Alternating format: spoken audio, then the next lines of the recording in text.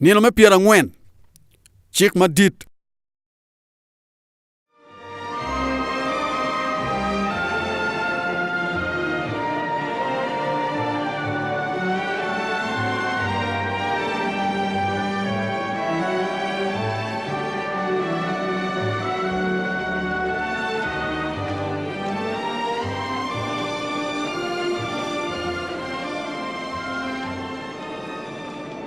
Gumpa ruoro bed kwedo.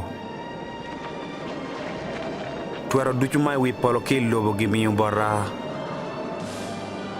Ti mano dongo chilok jo me rok duchu gu jok jo maloba kun batija ge nying won ki wor ki chwiny maleng.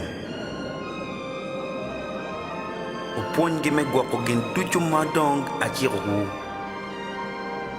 Nena tie kwedo kare duchu. Niyo ya gikipi. Amen.